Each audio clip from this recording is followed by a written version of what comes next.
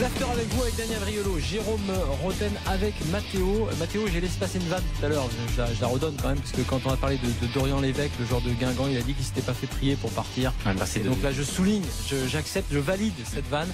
Et je vous rappelle qu'on décline depuis hier le lexique afterien. On vous fait découvrir ce lexique. Pour vous qui, par exemple, découvrez l'after qui tombait sur nous ce soir, sachez qu'il y a un lexique qui a été fait par des tweetos qui sont fans de l'after, et c'est Alexandre notamment à qui on doit ce lexique, mais pas seulement, ils s'y sont mis à plusieurs pour retrouver un peu toutes les expressions qui font qu'on peut comprendre l'after même quand on est un béotien. Et on en est donc à la lettre B. Il y a par exemple Bamba, qui est un de nos éditeurs célèbres et qui est l'homme qui cherche encore où est Gilbert Bribois. Vous le savez, vous connaissez cet auditeur. Bertrand Desplat, président de l'En Avant Guingamp, plus connu pour avoir été le gendre de Noël Le Graët, également connu dans l'after sous le surnom de Sandan. Voilà. Président des Sandans. Le président des Sandans. Ouais. C'était le boss des petits présidents. Voilà. Les blagues, généralement subtiles, elles sont souvent basées sur un jeu de mots dont Florent Gautreau a le secret. La légende veut qu'elle soit rémunérée 30 € à l'unité, principale source de revenus de Florent. Voilà. Mais c'est vrai, mais c'est beaucoup plus. Ça, c'était il y a quelques années, 30 €. Bob Bradley, son plus beau titre aura été de succéder à Thierry Goudet à la tête du Havre. Voilà pour quelques lettres B. On accueille David Lorto, bah oui, parce qu'on va parler d'Allemagne. Salut David. Il est là, David. Il est là. Il est pas là. Il est pas loin. Il va arriver. Puisqu'on va parler, je vous le disais tout à l'heure, du match Danemark-Allemagne avec David Lorto. Et on va aussi parler avec lui du successeur de Tourelle à Dortmund, parce qu'il nous l'avait dit hier soir, et c'est bien Peter Bosz, qui est l'ex-entraîneur de l'Ajax, qui est arrivé à Dortmund. Il est pas là, David? Il est pas là? Bon, bah, il arrive. Il est là. Tant pis pour lui. Ça y est, il est là. Salut David. Allô Freunde, salut messieurs, salut à tous. Danemark-Allemagne, pour tout te dire, on n'a pas regardé le match. C'est quoi le score? Mais je vais vous expliquer. Alors non, c'était très intéressant ce match-là parce que c'est en quelque sorte le point de départ pour l'Allemagne de la campagne Russie 2018. Il était question pour le sélectionneur Löw, après pour la plupart des joueurs 2 semaines de coupure, de faire une espèce de revue d'effectifs, de test grandeur nature. Il a fait débuter ce soir en sélection une demi-douzaine de joueurs, et notamment le gardien du Paris Saint-Germain, Kevin Trapp, qui a livré une prestation très correcte, et quelques autres, notamment des jeunes attaquants comme celui de l'Ajax Amsterdam, Amin Younes, qui n'avait encore pas été sélectionné, Sandro Wagner aussi, dont on avait parlé cet hiver comme possible numéro 9, souvenez-vous d'un avis tranché dans l'after, a débuté ce soir en attaquant de pointe avec l'Allemagne, et donc c'était une équipe qui était tout à fait expérimentale face à une équipe de Danemark plus expérimentée. Les Danois ont ouvert le score, l'Allemagne a poussé, a joué un jeu parfois délicieux, a fini par égaliser, et le sélectionneur à l'issue du match et de ce 1 partout s'est montré très satisfait par les points que je viens de vous mentionner à l'instant, des satisfactions avec les nouveaux qui ont débuté, aussi le capitanat de Julian Draxler, pour le citer, qui est appelé à peut-être prendre des responsabilités rapidement dans cette équipe. Ah oui, à ce point-là, parce qu'on sentait plutôt un caractère pas forcément. On a dit qu'il y a eu un partout ou pas? Non, on l'a pas dit. On l'a pas dit encore. Si, je l'ai dit. Ah pardon, mais je vous donne tellement d'infos là. D'accord, donc il y a un partout quand même. Un peu brouillon. Ouverture du score pour le Danemark, égalisation allemande. C'est Kimmich qui a marqué, c'est ça? C'est Kimmich qui marque en fin de match. Kimmich est un joueur extraordinaire, fabuleux. On aime. On aime, mais il joue pas.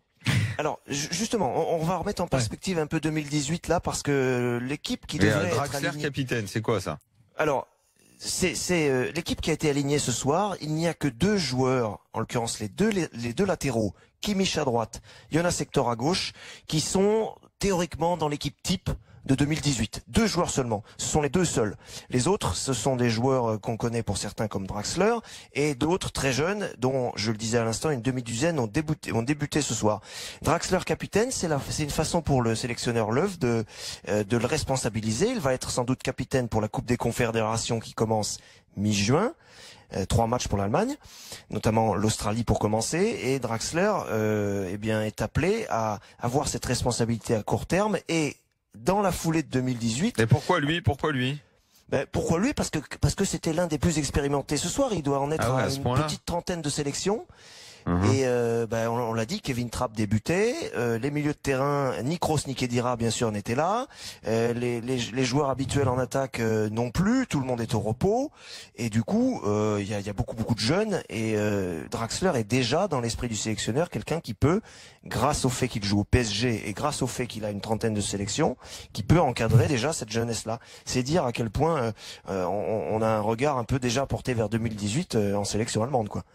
Oui, c'est clair que cette équipe elle est particulière. Après, sur le résultat lui-même, sur le premier but notamment, on a vu une défense un peu approximative, on va dire, sur l'ouverture du score de Danemark. J'ai tweeté en pointant du doigt les 3 joueurs qui étaient responsables, et je me suis fait incendier évidemment pour les supporters du PSG, parce que bien sûr que le responsable numéro 1, c'est Matthias Ginter, qui fait une passe un peu hasardeuse vers Rudiger, et c'est Rudiger, défenseur central de l'AS Rome, qui donne une tête bien insuffisante en direction de Kevin Trapp et de son compère de la défense centrale, et derrière les Danois en profitent pour ouvrir le score. Donc ça, après, ce sont des responsabilités individuelles sur une action que le sélectionneur n'a absolument pas voulu pointer du doigt, lui. Encore une fois, c'est frappant. Löw s'est exprimé là juste après le match en montrant beaucoup de satisfaction pour dire à ces jeunes que, on en a cité quelques-uns, que vraiment la Coupe des Confédérations allait être un tournoi de perspective. C'est, l'équipe s'appelle dans les médias en ce moment la Perspective Mannschaft. Ça veut tout dire. C'est une équipe qui est destinée, en fait, l'équipe qu'on a vue ce soir, à pousser un peu, à concurrencer un peu les titulaires pour 2018. C'est-à-dire que le sélectionneur a expliqué que bien sûr, des joueurs comme Müller, comme Kroos, comme Khedira, comme Manuel Neuer, comme Hummels, comme Boateng sont les titulaires indiscutables, mais qu'on a besoin derrière de joueurs plus jeunes, très dynamiques, qui ont faim, qui ont envie de prouver pour pousser cela. Et c'est pour ça que la Coupe des Confédérations, dans l'esprit du sélectionneur, est destinée à ce que ces jeunes acquièrent de l'expérience. Ça paraît assez logique, effectivement. Très bien. On oublie un peu là. Enfin, moi, ça n'arrive pas à rentrer dans la tête cette histoire de Coupe des Confédérations. Qui sera sur SFR Sport. Qu'est-ce qu'ils en pensent en Allemagne qui sera monté par Jérôme Bretagne. Voilà. Non, mais comme David, comme dit Mathéo, qu'est-ce qu'ils en pensent en Allemagne de cette Coupe des Confédérations? Comment c'est vu en Allemagne? Les gens attendent, ils ont envie de voir. Alors, on a rigolé en Allemagne en disant que c'est Bierhoff qui s'est exprimé dans l'après-midi, le directeur sportif Bierhoff, en disant la Coupe des Confédérations, c'est vraiment un laboratoire pour nous, parce que aucun vainqueur de cette Coupe des Confédérations, a-t-il dit, je l'ai pas vérifié entre-temps, aucun vainqueur de cette Coupe n'a été champion du monde derrière.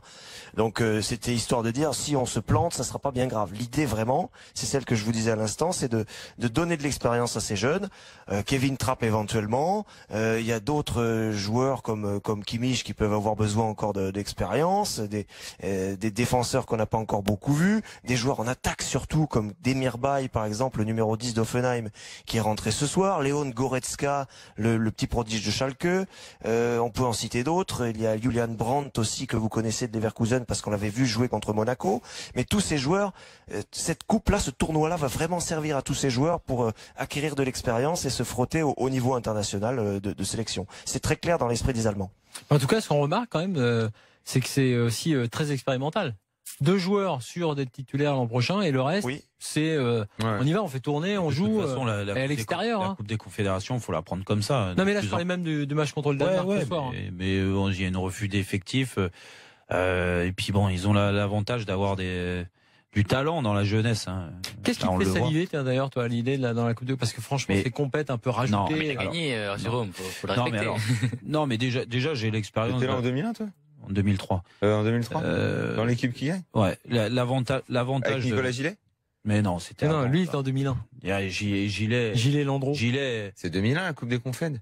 Oui, en 2001. Il y en a une toujours en année impair. Il y en a une en 2003. Et en 2003, je m'en souviens pas du tout. Est-ce que c'est parce que t'étais dedans? Mémoire sélective. Elle était en France en plus. C'est quand Marc Villenfouet il a décédé sur le terrain. Oui, oh là là là là, donc, mais bien sûr. Là là, oui. Et alors ici. Non, mais pour parler de la Coupe des Confédérations, il y avait plein de champions du monde, de champions d'Europe, et puis du talent dans la jeunesse. Bon alors vas-y. Et non, pour dire que cette Coupe des Confédérations, faut la prendre comme ça, c'est-à-dire il y a une revue d'effectifs. Du moins, c'est même pas une revue d'effectifs, c'est que là, pour le coup, les équipes sont très joueuses. Et même les équipes qui sont censées être plus faibles ferme pas le jeu, vas-y, elles y vont, quoi. Et il y aura des bonnes surprises. Et il y a souvent beaucoup de buts sur ce genre de match. Et en plus, on a l'avantage d'avoir des bonnes équipes. Donc, non, c'est. Il va jouer Cristiano Ronaldo. Quelque chose a été dit là-dessus.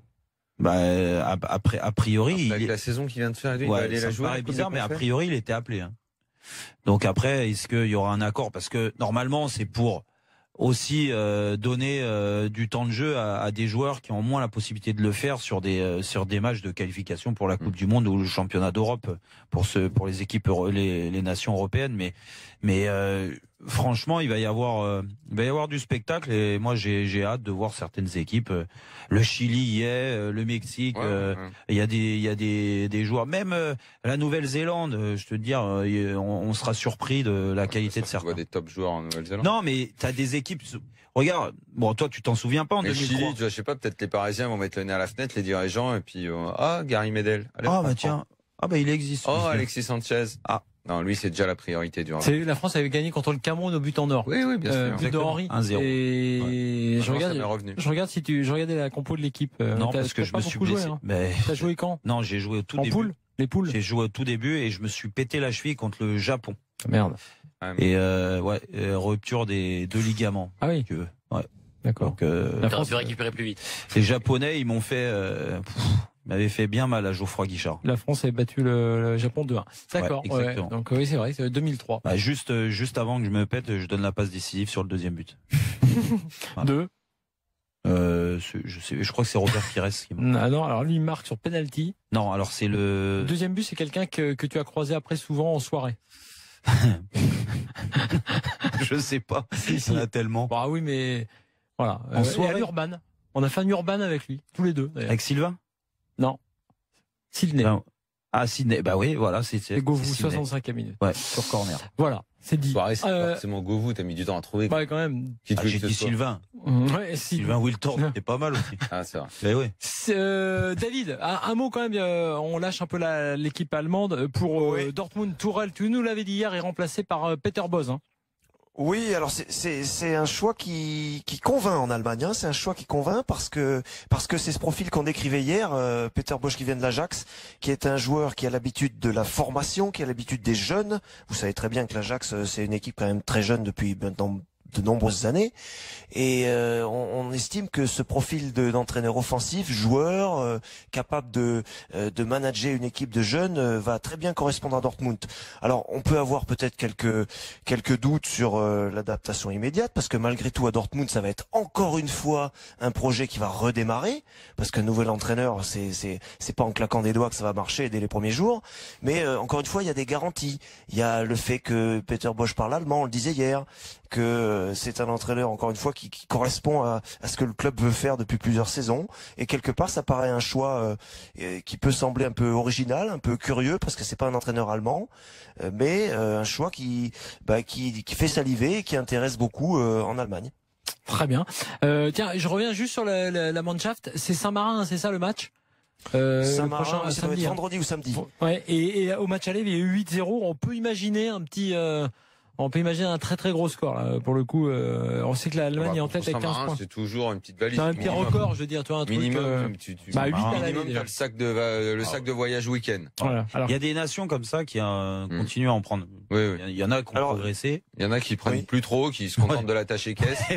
mais là, en général, c'est minimum le sac de voyage, c'est 5. Ouais, c'est minimum 6 même, parce que franchement. là, il y a eu 8 à l'aller à Saint-Marin. À un moment donné, l'Allemagne qui reçoit Saint-Marin. À un moment donné, il y a moyen de faire des stats quand t'es buteur. Là. Tout le monde veut jouer là. Moi, je pense qu'on peut couler. Tout le monde attaque. Bon, il n'y a pas beaucoup d'espace par contre. Moi, je pense qu'on peut couler Saint-Marin quand même. D'accord, pas mal. C'est pas mal, mais elle est Mathéo, il est sur son. Il m'enregistre. Je suis menacé dans mes prérogatives. Oui, tu voulais dire, David, pardon. Oui, simplement une petite remarque, petite séquence nostalgie sur 10 secondes. Il y avait Miroslav Klose qui était en tribune aujourd'hui, évidemment, parce qu'il commence à prendre des responsabilités au sein de l'équipe nationale allemande, chez les jeunes en l'occurrence. Et Miroslav Klose, on se dit qu'avec un gars comme ça dans un staff aussi, alors après c'est pas parce que vous avez avez un super ancien joueur comme entraîneur ou comme directeur sportif ou comme manager que ça fonctionne. Mais quand vous avez des gens comme ça qui ont une expérience incomparable, qui s'immiscent, qui s'intègrent dès leur fin de carrière dans une équipe comme dans une machinerie comme l'équipe nationale d'Allemagne, on peut espérer que il y a de beaux jours pour le football offensif en Allemagne. C'était une petite remarque en passant. David, Podolski, il arrive bientôt là dans le staff ou pas? Ah ça, alors là je sais pas. Je pense qu'il est en vacances. Non, pas Podolski. T'as pas d'infos. Il va quand même intégrer le staff pour être un peu plus proche de Joachim. Arnaud est avec nous au 32-16. Salut Arnaud. Bonsoir. Tu voulais nous parler de Dortmund. Salut, est-ce que tu crois que c'est un bon choix, le choix de Peter Bosz, l'entraîneur, on rappelle, qui a amené l'Ajax en finale de l'Europa League cette année? Ancien coéquipier de Courbis à Toulon aussi. Pour être honnête, pour le supporter de base qui habite en France et qui a plutôt tendance à suivre la Ligue 1, ça peut surprendre, effectivement. C'était pas forcément le candidat numéro 1 et favori au poste il y a ça 15 jours. Mais après, comme le disait David, effectivement, de par son style de jeu et tout le fait de pouvoir utiliser les jeunes, c'est effectivement quelque chose qui semble correspondre au club. Après, il va falloir que la mayonnaise prenne. Voilà, c'est effectivement le début d'un nouveau cycle au club. Ouais, t'as vu David les petites réticences?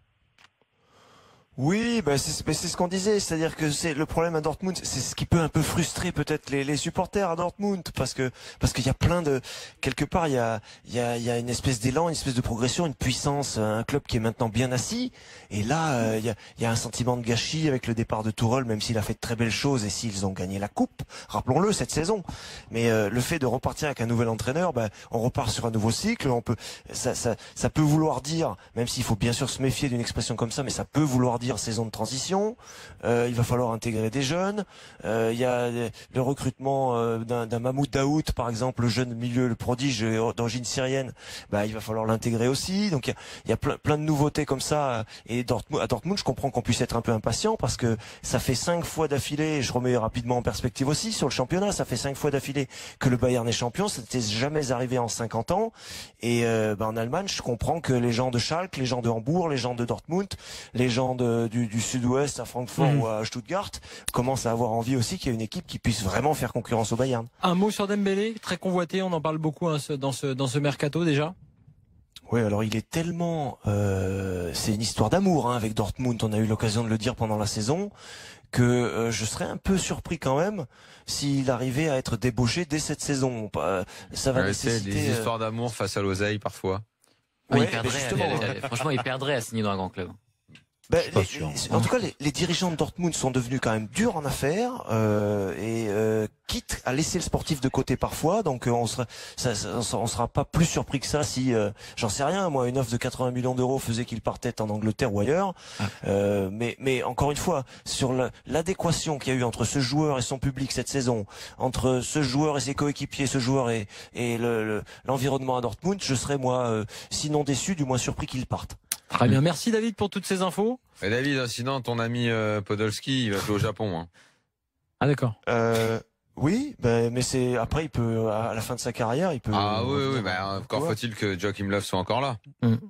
Ouais, s'il est là, il sera pas loin. Jusqu'en 2018. Je pense que Löw a d'autres sushis en ce moment que. C'est vrai. Ça. Oh là là, oui, quelle concurrence. C'est bien passé. Quelle concurrence. Merci David. Salut messieurs, bonne soirée. Merci David. C'est pas juste la vanne, c'est le moment de la vanne. Ouais, non. Franchement, exactement. Oui, David, attends, il est toujours là, David. Ouais, rendez-vous jeudi pour les chapeaux. Les chapeaux de quoi? Oui, avec plaisir. Chapeau défenseur. Chapeau des défenseurs parce qu'on va finir. Tu sais, on a déjà fait. Je suis pas prêt, ça.